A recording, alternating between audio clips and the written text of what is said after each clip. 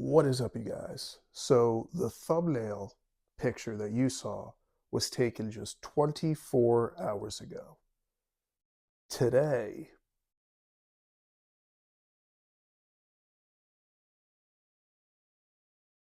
we're dealing with this. Hey, with the weather being taken into consideration, winter training for a marathon in the spring can be very unpredictable. But even with a good plan, you can learn to flex and move and make things work really well to fit the training load. So with that being said, today's video is going to be about what I am doing to train for my 3:35 marathon in April, even with pitfalls and snowfall like this. So without any further ado, let's get into it. So this video is going to be broken up into 4 sections. Number one being the buildup. How are we going to be accumulating our mileage over the next 16 weeks? How are we going to put in our workouts? What's our structure going to look like? And how are things going to get changed over time? Number two is going to be things I'm doing differently or doing the same from my last marathon build back in April of 2025. Number three is going to be my pacing strategies. Ideas really more important towards the tail end before the race, but it's good to implement and practice some pacing strategies early on. So that way you kind of know what you're feeling out for on race day. And then the fourth and final is going to be diet and fueling strategies. Those two, yet again, they're trial and error, but I know what works for me, and I'll talk about what works for me. Maybe you guys can take some ideas. Let's get into it with number one, which is the buildup. So the first thing I always like to do before any marathon buildup starts or any race distance starts is write down the plan. Figure it out on pen and paper, put it visual right in front of you, not just up in your head or some video you saw on YouTube like you might do after watching this. I don't know. Please don't. Like, just take the notes and write it down week over week so you know what it is you're doing from point A to peak week to race week. So, for example, my build is going over 16 weeks, week 1 being 32 miles. Week 13 is my peak week at 60 miles, and then I taper down to 42 miles in week 14, 34 miles in week 15, which is taper week 2, and then race week, I will run 32.2 miles that entire week. Now, how is this broken down throughout the week? We're at the calendar. It's last year's calendar, but it's Fernando Alonso, so that's okay. So Mondays. Mondays are always going to be strength and conditioning days for me. No ifs, ands, or buts. It's runner focused strength training. So working the calves, the quads, the glutes, the hamstrings, whatever you got to work that works running. Easy as that. Tuesdays will always be a easy run day. It will progressively get longer, but it will always be easy. That's because we took a day off to do our strength training, which could have some delayed onset muscle soreness. You can also still have some delayed soreness from the long run. So we got to be generous to our bodies while we're allowed to be. Wednesdays. Wednesday is speed workout light. Basically, it'll always be a progressive run or some light intervals, maybe some mile repeats, but it'll always be a shorter distance just to help get the engine turning over in the middle of the week, help build up some speed after we've got ourselves restarted. Thursday, easy run with strides. Basically, every week it is an easy run with strides just to help keep the legs kind of in that zone, but still just being nice to ourselves just a little bit.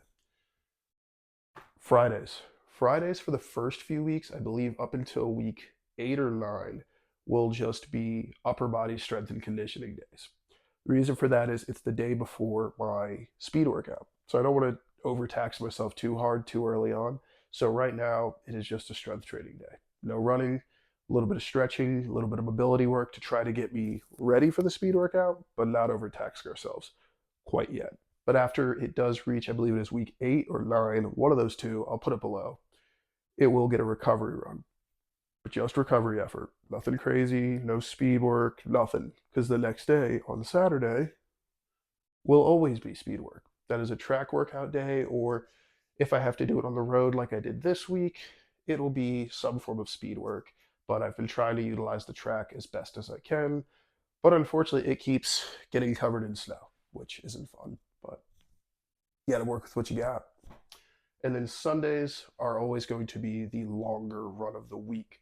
Now, I'm stealing an idea from the Hansen plan method, but I'm not following the Hansen plan like law or Bible. But I'm basically peaking my long runs at about 16 miles and capping them going down to about 12 throughout this. The focus is going to be on intensity versus volume. I know comfortably I could go run 26.2 miles right now, even in these crappy conditions of snow, with no problem. My body can do it. I just don't know how fast I can run 26.2 miles.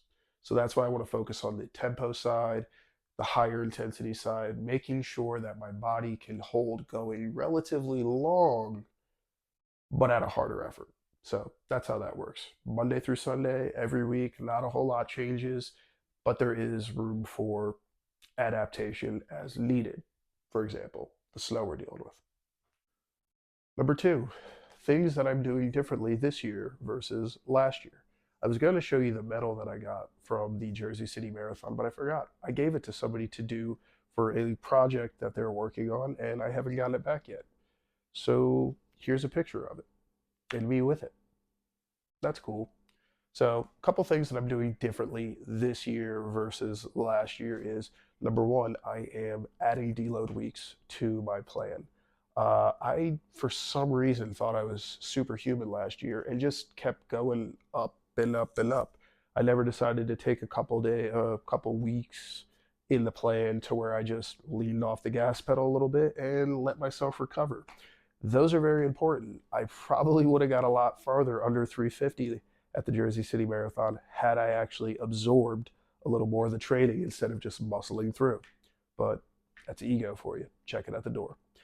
Number two, I will be focusing a lot more on the intensity side of things versus the volume side of things, which is what I talked about in the previous segment where we're not really going to be doing super long runs. I don't even think there is actually one 20 miler in the entire thing, and it's peak week, and that is it. There will be no crazy multiple 22-mile runs, all that. I know I can run that far. I just don't know how far I can run that hard. So those are two of the biggest changes. The third one is I'm just going to try to relax. I need to just not stress out, which goes hand in hand with the deload weeks. And I need to just focus on is the line moving? And right now, Garmin hasn't been bullying me. All my charts are heading downward in a good way. And I even got an excellent out of them the other night. I don't even know if that's a thing. Like, I've never had them be nice to me. So that was pretty cool. So that's what's changing from the Jersey City build to the Jim Thorpe build. I'm really hoping all of these changes make sense and they work out positive. So, number three, we're going to talk about pacing strategies. Now, as I said, it's not the most important thing, but it's good to know like what your body can handle. And I believe there's only two really good options for a pacing strategy for trying to really accomplish a marathon. Finishing a marathon, you can kind of do whatever. It's not always going to be perfect, especially if it is your first. But I'd say as you start to get a little bit more critical of yourself and how you're trying to do a marathon, there's only two really good options. Number one being an even split, which is what I did in Jersey City, surprisingly. I don't even know how. I mean, I knew I was pretty calculated with how I was doing everything, but I've never been that calculated in my life. Yeah. And the other strategy being negative splitting, which is what I usually prefer to do, but it doesn't always work out that way. Now, I haven't fully made a decision yet, but I'd like to prefer doing the negative splits. So something like holding an 820-ish pace for maybe the first 17 miles and then bringing my pace just a little faster every mile up until the finish. Now, with Jim Thorpe's course, that is pretty easy to do. It is a relatively downhill course the whole time. So it's a little easier on the body to a certain degree. Obviously, it's not the same as running uphill the whole time or running flat the whole time. So you do get a little bit of energy save, but that doesn't mean it's going to work. With an even split of holding roughly, I would say between maybe a 755 pace up to as high as like a 8:25 pace, that would give me that even split to average me into that 8:12 pace that I need to accomplish my goal. So those are the two ways to look at it. Either an even race where I hold that average very tightly, or a negative split race where I start off a little bit above pace and then I just drop in. Granted, the problem with that one too is you could do really good with that even split, but then not have it in you to drop down. So it's one of those things. It's easier said than done, but we'll see as we get closer. There's going to be workouts coming up that are going to really help us see just where we're at with that. So hopefully by like week 8, we can have an answer on exactly what it is the pacing strategy will be. And number 4, the diet and fueling. Do you think you could get through one of my videos without me doing the stupid fridge cutaways? Come on now. So my diet for the most of it is pretty much all whole foods or lightly processed foods. I'm trying to stay away from all the ultra processed stuff. I've actually gone several months now without energy drinks, and I'm probably getting close to almost a year without touching fast food, which is pretty damn good. So I'm happy about that. My body has been healthy. I've lost a fair bit of weight. I'm actually at like my lowest weight I've been in quite a long time, roughly like 185 pounds. So pretty happy about that. Yeah. So yeah, eat healthy, have a healthy body, have a healthy race. It's not that complicated, but it is. Dieting sucks.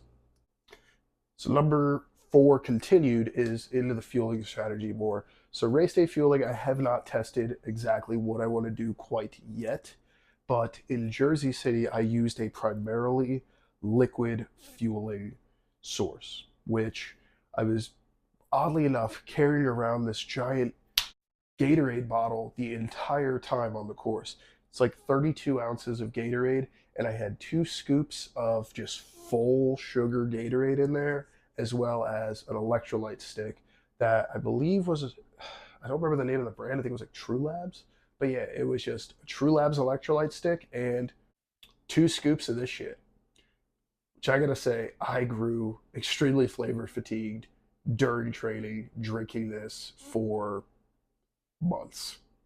But it did exactly what I needed. And I only actually consumed 2 gels the entire race, 2 or 3. I can't remember exactly. I might have wrote it down. I think it was 2 or 3, but didn't really need them. My body was doing pretty good, as well as my carb load that led up, which I can't wait to make a full video about that because that carb load was the best carb load I ever did.